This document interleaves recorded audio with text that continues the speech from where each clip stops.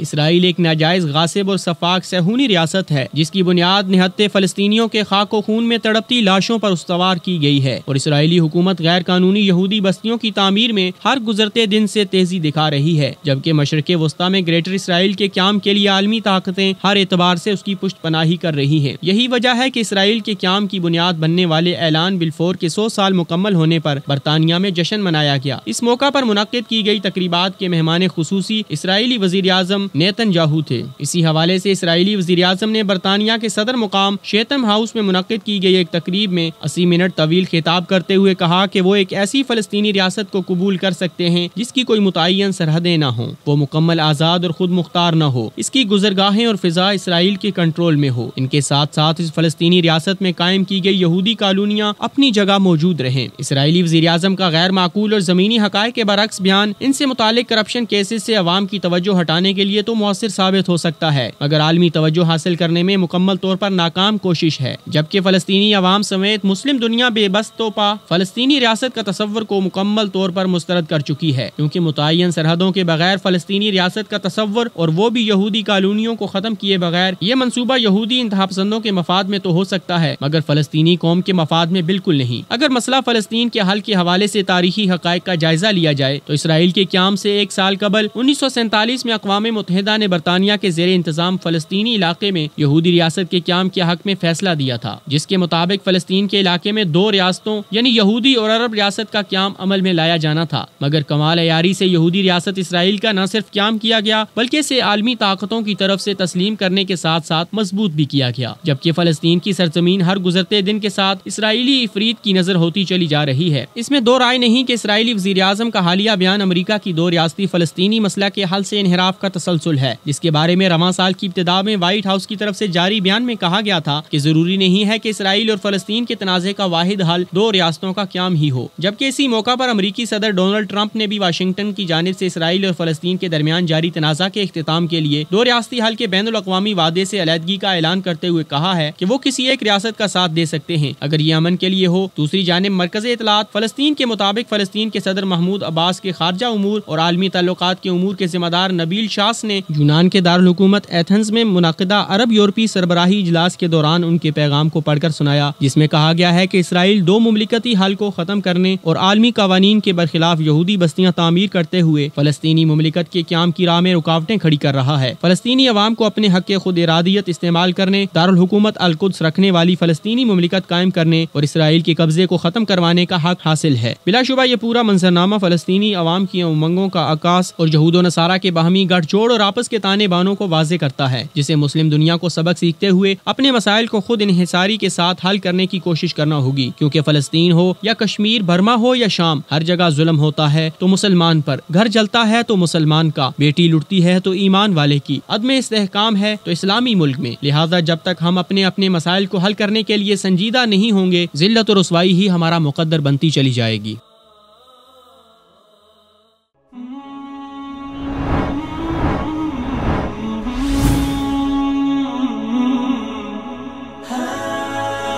دنیائے اردو کا